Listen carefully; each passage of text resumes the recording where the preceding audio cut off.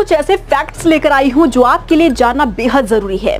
दरअसल भारत और चाइना की हम बात करने जा रहे हैं। भारत और चाइना की बात इस वक्त इसलिए क्योंकि जब से कोरोना महामारी ने चाइना के वुहान शहर से बाहर निकलकर पूरे विश्व को परेशान करना शुरू किया है, तब से ही तमाम देश जो है तल्खी दिखा रहे हैं चाइना को लेकर।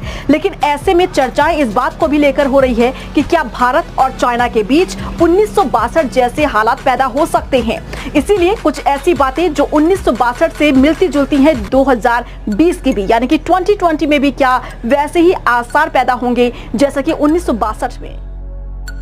कोरोना वायरस के बाद तमाम देशों की नाराजगी चाइना के प्रति बढ़ती जा रही है और इसी बीच अमेरिका ने भी अपने तल्ख तेवर चाइना को लेकर दिखाने शुरू कर दिए हैं। और अगर ऐसे में भारत और चाइना के बीच स्थिति पैदा होती है युद्ध को लेकर, तो ऐसे में भारत और चाइना दोनों को ही नुकसान होगा, क्योंकि युद्ध दोनों की जमीन पर होगा, भारत और चाइना दोनों की जमीन पर। कूटनीति की अगर हम बात करें तो अगर ऐसे में स्थिति पैदा होती है भारत और चाइना के बीच, युद्ध जैसे स्तर पैदा होते हैं, तो ऐसे में आप यकीनन मानिए कि भारत के साथ, हिंदुस्तान के साथ साथ ऐसे देश हैं जो आकर खड़े हो सकते हैं, जिनमें नाम है America, Australia, Japan, Brazil, Israel जैसे देश हैं। साउथ कोरिया भी हिंदुस्तान के साथ आकर खड़ा होगा और ऐसे में चाइना खुद को अकेला महसूस करेगा।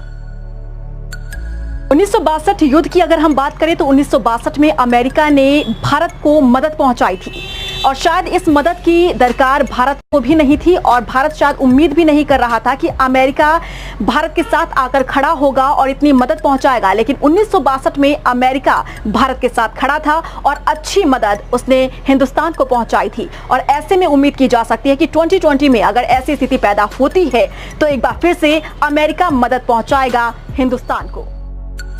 1962 में भी चाइना ने इसी तरह से एक चाल चली थी। दरअसल 1962 में चाइना कृषि क्रांति उसकी पिट चुकी थी और औद्योगिक क्रांति की ओर चाइना आगे बढ़ रहा था। उस दौरान तकरीबन 4 करोड़ लोगों की चाइना के अंदर मौत हुई थी भूख के मारे। उस वक्त लोगों के घर में अनाज तक नहीं था और जो सरकारी भंडारण है वो पूरी तरह से भरा हुआ था। माओ ने चाल चली और उसने उसी समय भारत के साथ युद्ध का ऐलान किया।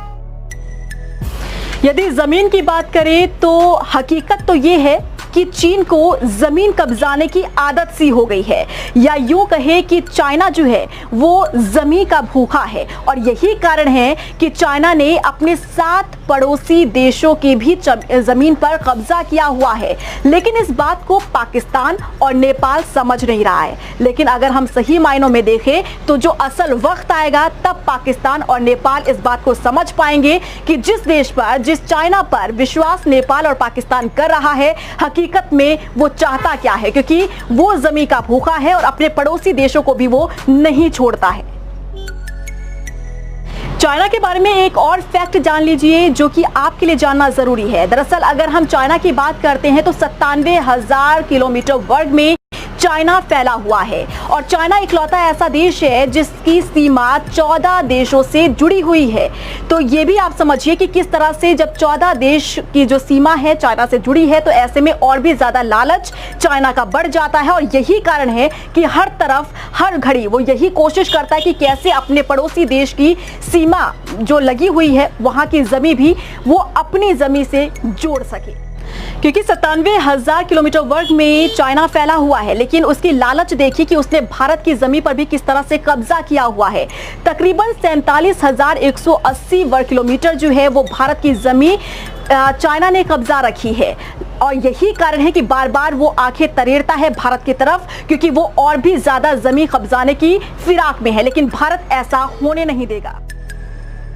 इतना भारत की जमीन पर चाइना ने कब्जा किया हुआ है। आप ये मानिए कि 47,180 किलोमीटर वर्ग की जमीन पर चाइना ने कब्जा किया हुआ है और इससे ही कम स्विट्जरलैंड के पास जमीन है, यानी कि 41,000 किलोमीटर वर्ग जमीन जो है वो स्विट्जरलैंड की है। और इससे ज्यादा ही जमीन पर, भारतीय जमीन पर चाइना ने कब्जा किया हुआ है। और यही तस्वीरें बताती है कि चाइना अपनी हरकतों से बाज नहीं आ पा रहा है, उसे जमीन की लालच है और यही कारण है कि वो अपने एक भी पड़ोसी को नहीं छोड़ता और इसी तरीके से वो जमीन को कब्जाने की फिराक में हर वक्त हर घड़ी लगा रहता है।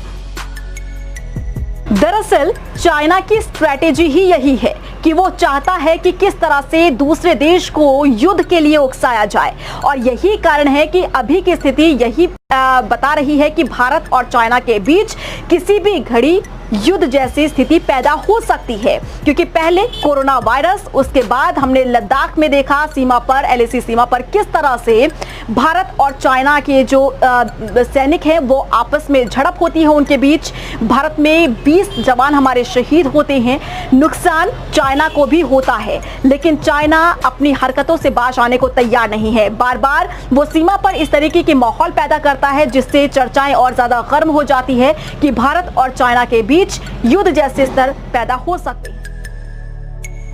चाइना लगता है कि अपनी गलतियों से सीख लेने के लिए तैयार नहीं है, क्योंकि बार बार वो सीमा पर इस तरीके की स्थिति पैदा कर देता है जिससे ये चर्चाएं जोरों पर आ जाती है कि भारत और चाइना के बीच युद्ध हो सकते हैं। हालांकि मोदी सरकार साफ तौर पर यह कह रही है कि चाइना अपनी गलतियों से सीख ले, और अगर वो ये गलती कर रहा है कि 1962 वाला भारत अगर समझ रहा है कि हम अभी तक भी वही ताकत लिए बैठे हैं, तो ऐसा बिल्कुल भी नहीं है। हम बिल्कुल ताकतवर हो चुके हैं, और यही कारण है कि मोदी सरकार ने करारा जवाब देते हुए किस तरह से चाइनीज ऐप पर बैन लगाया। 59 चाइनीज ऐप पर बैन लगा दिया जिस पर बड़ा कारोबार चाइना कर रहा था। टिकटॉक की बात करें तो टिकटॉक एक बड़ा कारोबार भारत के अंदर कर रहा था, और यही कारण है कि टिकटॉक ने अब चाइना से भी दूरी बना ली है। तो ऐसे में चाइना को समझना होगा कि वो गलती ना करे, क्योंकि मुंहतोड़ जवाब देने के लिए भारत बिल्कुल तैयार है।